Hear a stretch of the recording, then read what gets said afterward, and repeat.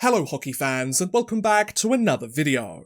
During the 21-22 season, the Seattle Kraken have embarked on their inaugural year of play as the 32nd team in the NHL. While the league's previous expansion team shocked the hockey world by reaching the Stanley Cup Finals during their first year of existence, the Kraken haven't been so lucky. In fact, to say that they have struggled would be quite the understatement, as Seattle currently sit dead last in the Western Conference and 31st in the league standings, thanks to an abysmal 18-38-6 record in 62 regular season games at the time of this recording. So why have the Kraken been so bad? Sure, it's perfectly normal for an expansion team to struggle out of the gate, but surely they could have been better than this, right? Well, depending on who you ask, Seattle's woes could date back to their various choices during their expansion draft on July 21st, 2021. After all, while the Kraken did select several players who have become integral members of their roster, and a number of prospects who could become key building blocks moving forwards, many of their selections were questionable at best and downright pointless at worst. Given the dire situation Seattle finds itself in, and given the plethora of talented players that were left unselected at the draft, there's certainly an argument to be made that if Seattle had made better picks during the event, they would be in a far better place at this point in the season. However, is this claim accurate? Could Seattle have done a better job at the expansion draft? Well, let's revisit the event and try to figure it out, shall we? So in today's video, join me as we ask the question, was the Seattle expansion draft a mess? Let us begin by reminding ourselves of all 30 players that the Kraken selected during the draft. From the Anaheim Ducks, the Kraken selected Hayden Fleury, a 24-year-old defenseman who had spent the prior 2021 season split between the Ducks and the Carolina Hurricanes and scored 6 points in 43 games for his efforts. From the Arizona Coyotes, Seattle took Tyler Pitlick, a 29-year-old forward who scored 11 points in 38 games with the Coyotes last season. From the Boston Bruins, the Kraken selected Jeremy Lauzon, a 23-year-old defenseman who scored 8 points in 41 games with the Bruins during the 2021 season. From the Buffalo Sabres, Seattle chose Will Borgen, a 24-year-old defenseman who went scoreless in 10 games with the Sabres last year.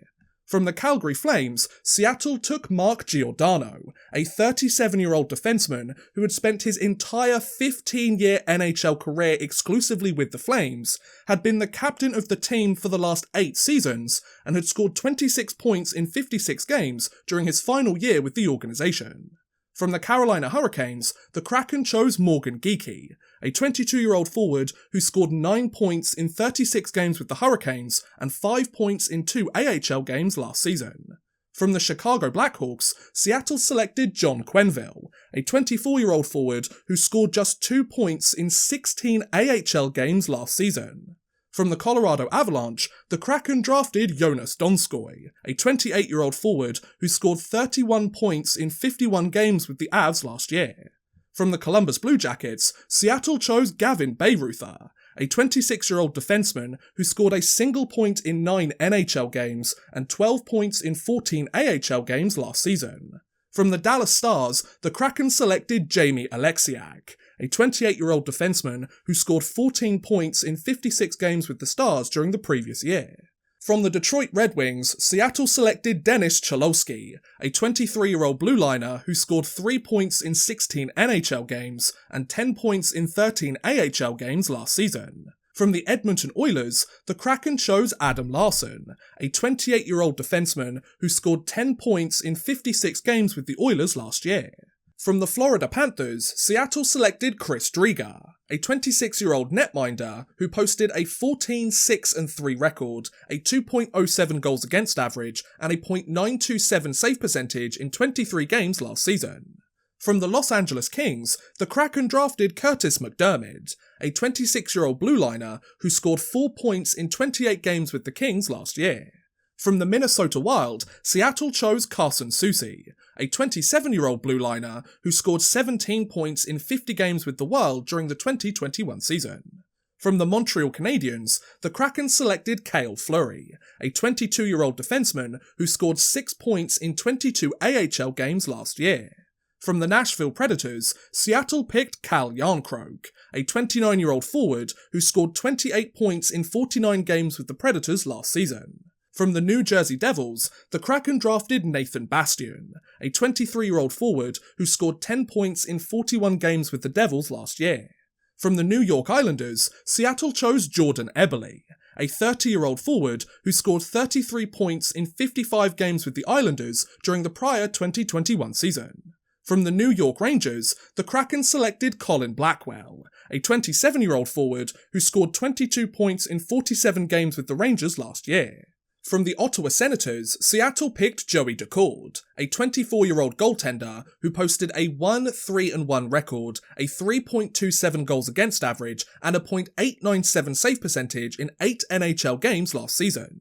From the Philadelphia Flyers, the Kraken drafted Carson Twarynski, a 23-year-old forward who went scoreless in 7 NHL games and scoreless in 2 AHL games last year.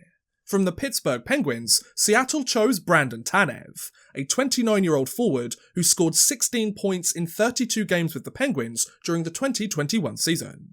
From the San Jose Sharks, the Kraken selected Alexander True, a 23-year-old forward who scored a single point in 7 NHL games and 20 points in 27 AHL games last year. From the St. Louis Blues, Seattle picked Vince Dunn, a 25-year-old blue liner who scored 20 points in 43 games with the Blues during the 2021 season. From the Tampa Bay Lightning, the Kraken drafted Yanni Gourde, a 29-year-old forward who scored 36 points in 56 games with the Lightning last year and has won a pair of Stanley Cup championships over the last 2 seasons. From the Toronto Maple Leafs, Seattle chose Jared McCann, a 24-year-old forward who scored 32 points in 43 games with the Pittsburgh Penguins last season before his trade to Toronto just before the expansion draft. From the Vancouver Canucks, the Kraken selected Cole Lind, a 22-year-old forward who went scoreless in 7 NHL games while potting 8 points in 8 AHL games last season.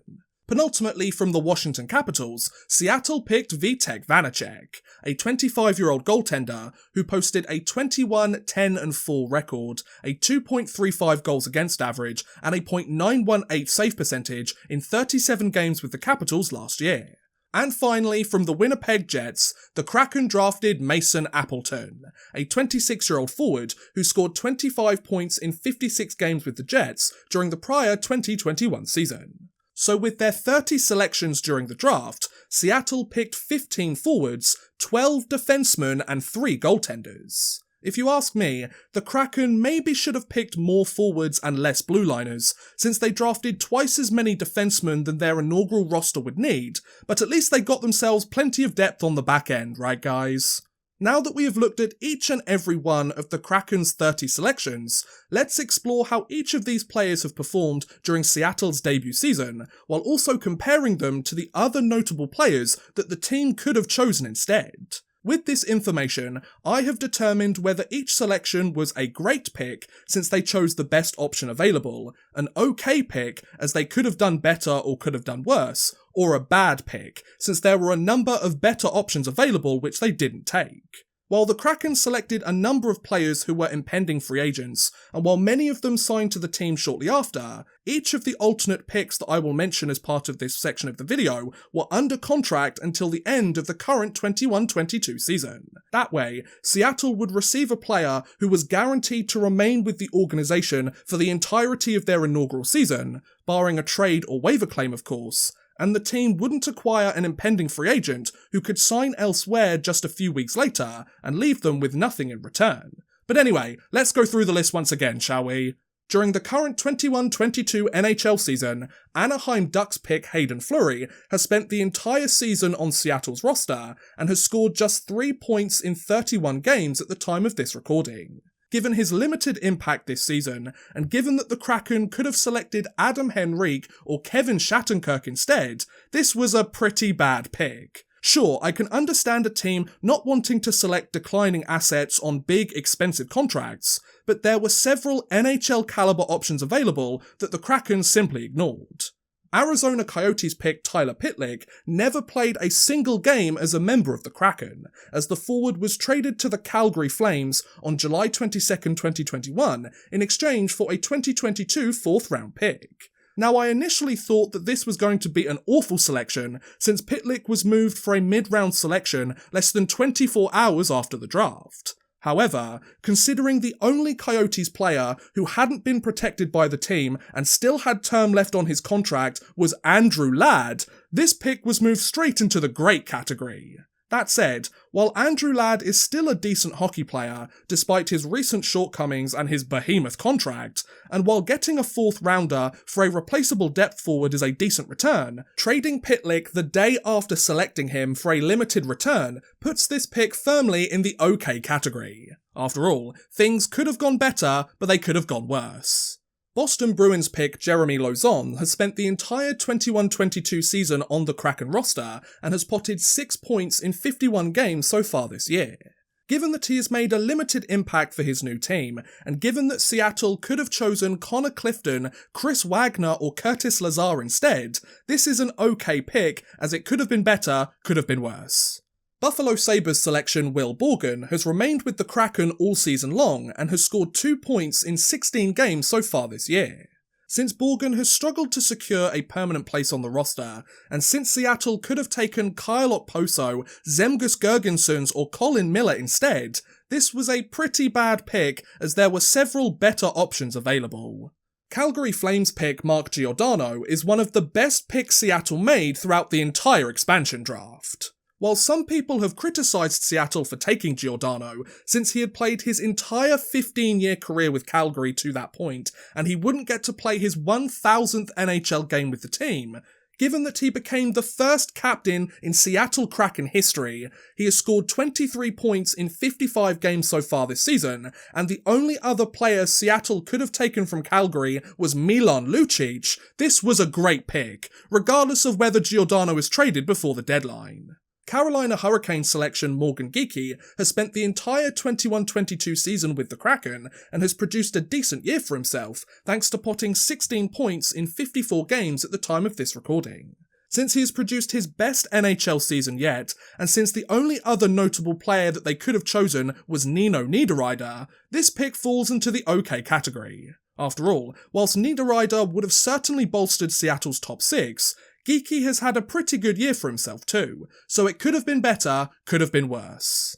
Chicago Blackhawks pick John Quenneville is one of the worst selections Seattle made during the entire expansion draft, as the forward isn't even playing in North America anymore. In fact, the 25-year-old has spent the entire season with the Swiss National League Zurich Lions, and although he has had a productive year with the team, given that the Kraken could have taken Calvin DeHaan, Ryan Carpenter or even Brett Connolly instead, this pick was pretty terrible and definitely belongs in the bad category. Colorado Avalanche selection Jonas Donskoy has played the entire season with the Kraken, and though it took him quite some time to score his first goal with the team, he has potted 17 points in 58 games so far this year. Since he has taken a notable step backwards compared to seasons past, and since Seattle could have taken JT Compher or Eric Johnson instead, I think this pick falls into the okay category, as Donskoy seemed like a solid choice at the time, but things could have gone better and could have gone worse. Columbus Blue Jackets choice Gavin Bayreuther would never sign a contract with the Kraken or play a single game with the team. Instead, the defenseman would head back to Columbus and re-sign with the Blue Jackets during free agency. Considering that Bayreuther walked for nothing in return, and considering that Seattle could have taken Dean Kukan or Max Domi instead, this was a pretty bad pick, folks. Dallas Stars selection Jamie Alexiak ended up signing a 5-year, $23 million contract with the Kraken shortly after the expansion draft had come and gone, and he has scored 14 points in 51 games with the team so far this season. Since he is on pace to register his best year in quite some time, shall be sticking around for the foreseeable future on a team-friendly contract, and since the other options available were Blake Como or Andrej Sekera, this was a great pick by Seattle, at least in my opinion anyway. Detroit Red Wings pick Dennis Cholowski has had one of the more unique seasons of anyone on this list, as he was claimed off waivers by the Washington Capitals on October 14th, 2021, but after playing just 7 games with the team, he was reclaimed off waivers by Seattle on February 9th, 2022. Since he has scored 7 points in 12 AHL games with Seattle's minor league affiliate this year, and since the Kraken could have taken Vladislav Nemesnikov or Troy Stecher instead, this was a pretty bad pick as there were several NHL caliber options available on pretty decent contracts too. Edmonton Oilers selection Adam Larsson signed a 4-year, $16 million contract with Seattle shortly after the expansion draft and has scored 17 points in 61 games so far this season. Given that his new deal includes a full no-trade clause for the first 2 years and a modified no-trade clause for the final 2 years, and given that the Kraken could have taken Chris Russell or Kyle Turris instead, I think that this was an okay pick, as it could have been better and could have been worse, especially given the contract that they gave him so soon after. Florida Panthers pick Chris Driedger signed a 3-year, $10.5 million contract with the Kraken shortly after the draft, and has produced a 5-9-1 record, a 3.37 goals against average, and a .886 save percentage in 18 games so far this year. Since he has struggled to find his rhythm all season long, and given that Seattle could have drafted Frank Vetrano or Anton Stralman instead, I'm going to say that this is another okay pick, as it could have been better, could have been worse. Yes, I know that Driedger's stats haven't been very good, but given that Philip Grubauer is the only other goaltender that's better than him on the roster, Seattle haven't really been getting much help both defensively and in their crease. Los Angeles Kings selection Curtis McDermott never played a single game with Seattle following his selection at the draft, as he was traded to the Colorado Avalanche just a few days later on July 27th, in exchange for a 2023 4th-round draft pick. Given that the team could have taken Oli Marta, Brendan Lemieux, Blake Lizotte, or even Jonathan Quick instead, this was a really bad pick for Seattle, as there were several far better options available, especially when all they got in return for McDermott was a 4th-round pick. Minnesota Wild pick Carson Soucy has spent the entire 21-22 season with the Kraken and has scored 14 points in 43 games so far this year.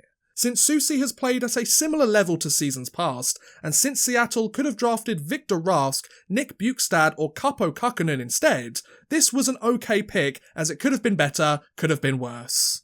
Montreal Canadiens selection Cale Fleury has spent the entire season within the Kraken organisation, where he has gone scoreless in 2 NHL games, while also potting 27 points in 51 AHL games. Given that he has struggled to earn a permanent place in the show, and given that Seattle could have taken Jonathan Drouin or even Paul Byron instead, this pick is kind of underwhelming, so it's going to have to sit in the bad category. Yes, I know that Fleury is only 23 years old, and he is more of a long-term project for the team, and yes, he has been an alternate captain of the Charlotte Checkers all season long, but when there are players of Drouin's or even Byron's calibre available, you're better off taking a chance on them than a prospect that might never pan out. After all, why use an expansion draft pick on a player you hope reaches his potential over a guy who can already hold his own in the show? Nashville Predators pick Cal Jarnkrok spent the majority of the season with the Kraken and scored 26 points in 49 games with the team, before being shipped off to the Calgary Flames just before the trade deadline in exchange for a 2022 second-round pick, a 2023 4th-round pick, and a 2024 7th-round pick. Considering that Jarnkrok was one of Seattle's most productive players at the time of the trade, and considering that the Kraken could have picked Matt Duchene, Ryan Johansson or Colton Sissons instead, I'm going to have to say that this was an okay pick. I wanted to put it in the great category, but since Duchene and Johansson have produced resurgent seasons so far this year, they could have done better, they could have done worse with this pick. New Jersey Devils selection Nathan Bastian didn't remain with the Kraken for long, as he was claimed off waivers by the Devils on November 25th after scoring 2 points in 12 games with Seattle. Since his tenure with the organisation was the epitome of brief, and since the Kraken could have taken Andreas Johnsson or even PK Subban instead, this was a bad pick that they could have done much better with. New York Islanders pick Jordan Eberle has quickly become one of Seattle's better choices at the draft, as the 31-year-old forward has potted 34 points in 59 games with the team so far this year. Since he has produced such a strong season for the Kraken, and since the only other notable player that the team could have selected was Josh Bailey, this was a great pick for the team. So good job, Seattle, you got one right at least. New York Rangers selection Colin Blackwell has spent the entire 21-22 season with the Kraken and has scored 16 points in 37 games so far this year. Given that he is on pace to produce similar scoring numbers compared to the year prior, and given that Seattle could have taken Julien Gauthier or Tony DeAngelo instead, this was an okay pick as it could have gone better, could have gone worse.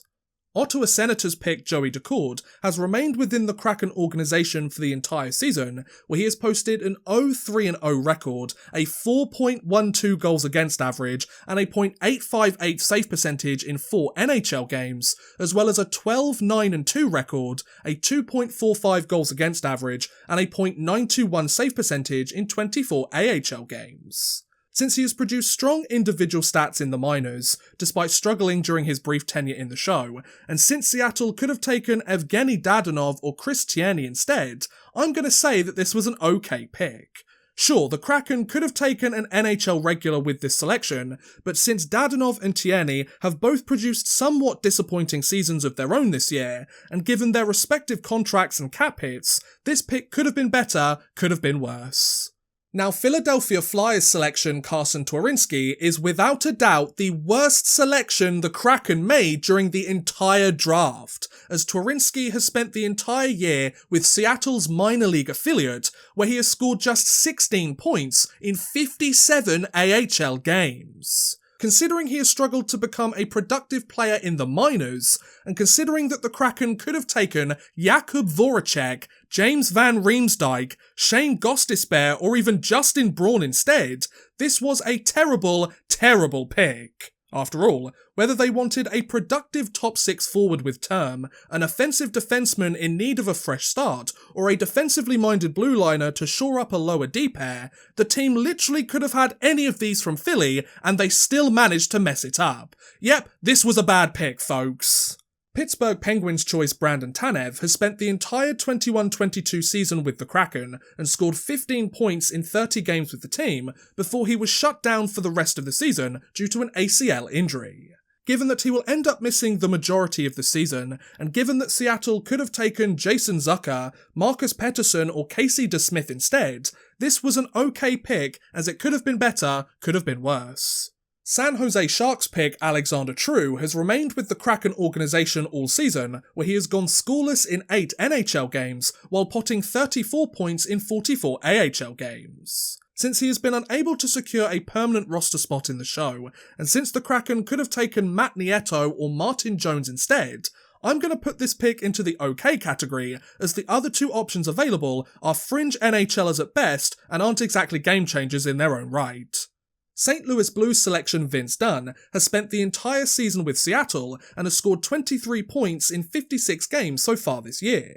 Considering that Dunn is on pace to produce a rebound season, and considering that the team could have taken Vladimir Tarasenko, Robert Bortuzzo, Sammy Blais or Ville Husso instead, this was a pretty okay pick as they could have chosen better and could have chosen worse. Tampa Bay Lightning pick Yanni Gourde has played the entire year with the Kraken and has scored 35 points in 53 games this season. Given that the alternate captain of the team has become one of the most productive players on the roster, and given that Seattle could have taken Andre Palat, Alex Killorn, Pat Maroon or Tyler Johnson instead, this was another okay pick as they could have chosen better, could have chosen worse. Toronto Maple Leaf selection Jared McCann has spent the entire 21-22 season with Seattle and currently leads the entire team in scoring with 23 goals and 35 points in 53 games so far this year.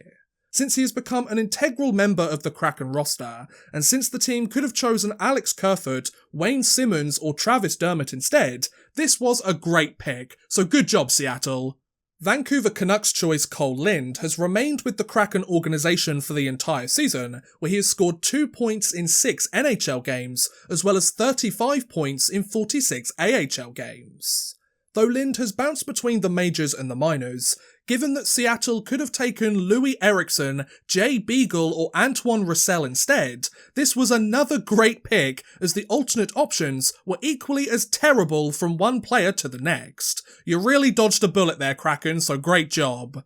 Penultimately, Washington Capitals' choice Vitek Vanacek would never play a single game with Seattle since he was traded back to Washington on July 28, 2021 in exchange for a 2023 second-round pick. Since he would leave the team roughly a week after his selection, and since the team could have chosen Carl Hagelin, Connor Sheary, Justin Schultz or Brendan Dillon, this is going to be a bad pick as there were several better options available. Yes, I know that Vanacek was only traded because Philip Grubauer signed as a free agent and the team no longer needed him on the roster, but when they had 4 other options available who all could have helped the team either offensively or defensively, this pick definitely wasn't great. After all, hindsight is 2020, folks.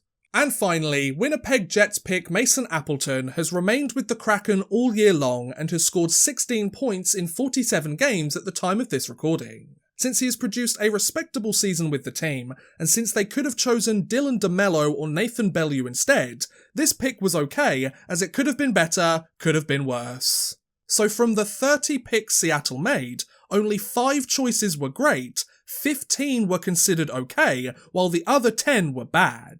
When exactly half of your selections are decent at best and mediocre at worst, and when only 5 of your 30 picks were considered the best option available, that doesn't exactly sound like a successful draft, does it? Of course, it would have been near impossible for Seattle to have selected every single best option, either due to a lack of salary cap space, or the roster having too many players for a certain role or position, but given that over 80% of their picks could have been utilised much better, and given that only 50% of their selections have played at least half of the team's regular season games, the Kraken could and should have done a much better job.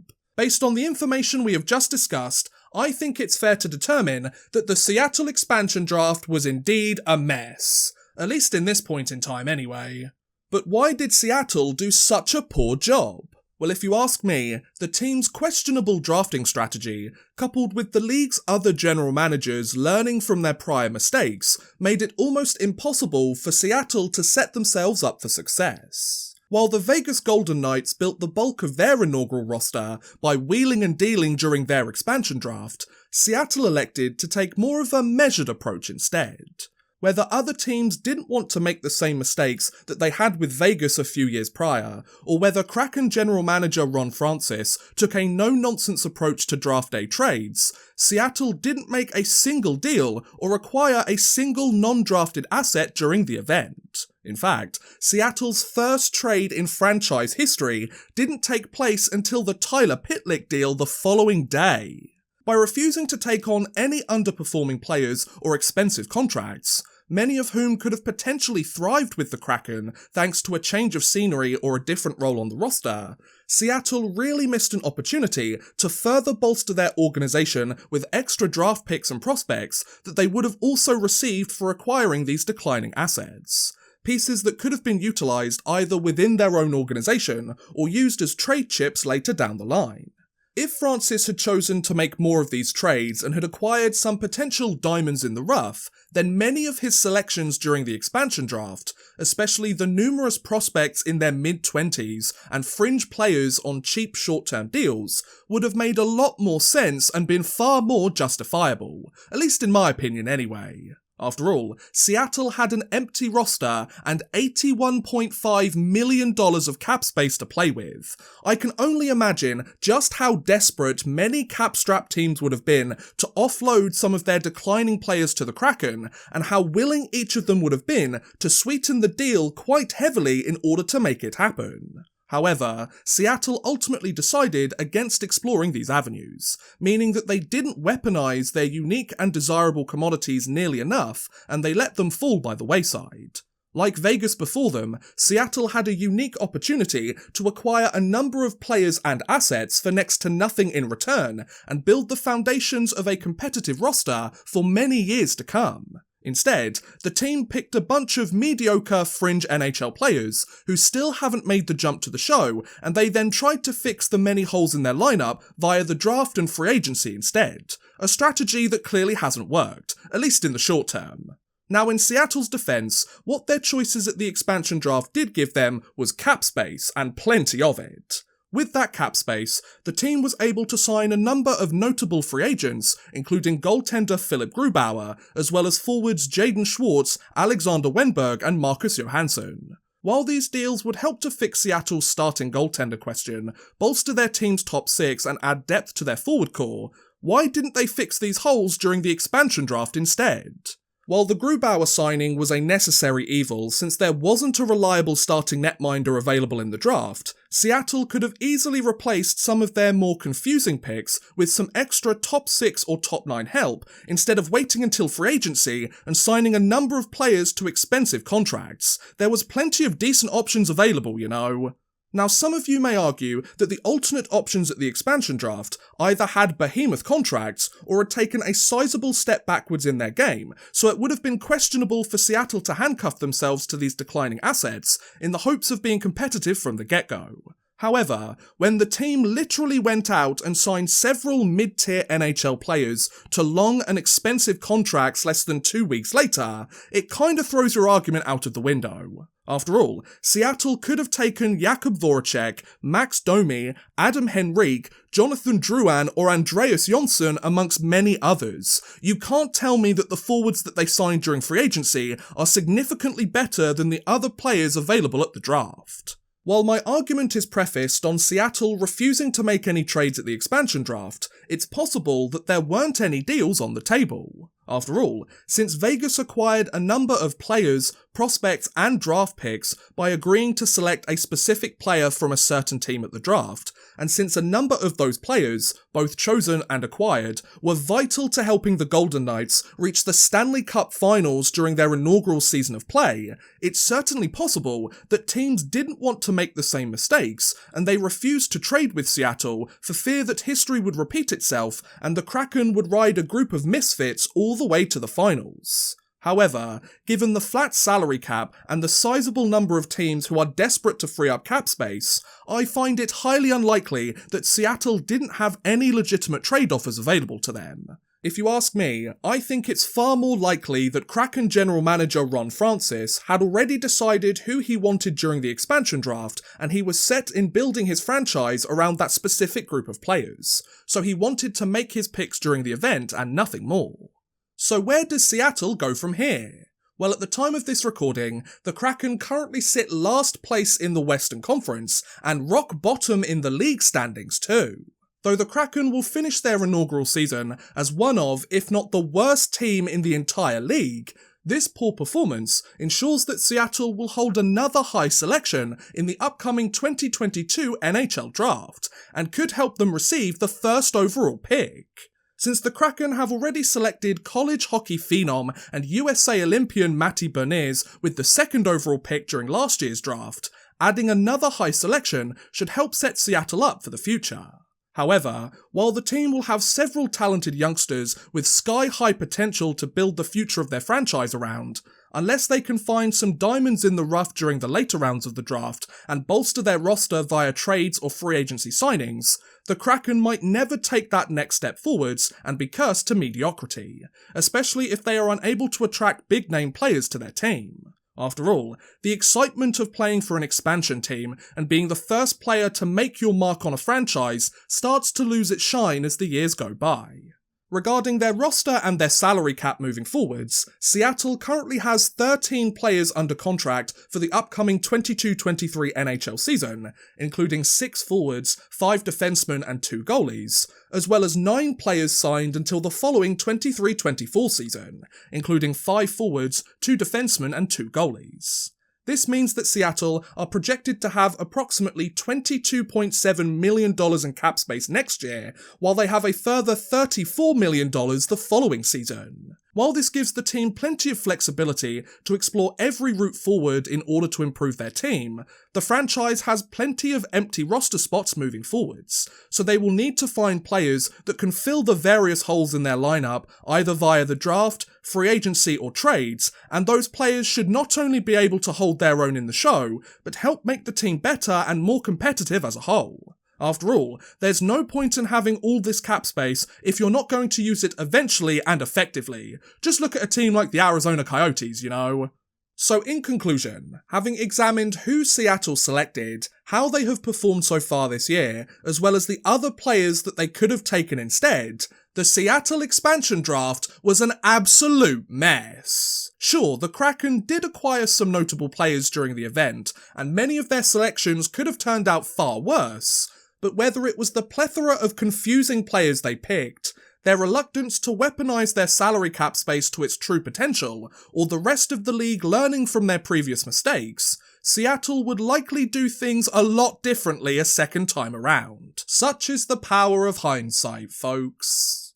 And that was a look into whether the Seattle expansion draft was an absolute mess. What do you guys think about the draft? Do you think that the Kraken missed some obvious selections, or do you think it was better overall than people give it credit for? Let me know in the comments below, I would love to hear what you guys think. But thank you very much for watching, guys, I hope you have enjoyed. Please feel free to like, subscribe, share, or watch some of my other videos. Thank you very much for watching, and goodbye! A big thank you to Drew Fawcett, Houston NG, and Worthless Pieces for helping support this video via Patreon. If you too want to help support the channel a little bit further, and get a shout out at the end of every future video, make sure you head over to patreon.com/oddmanrush and become a patron today.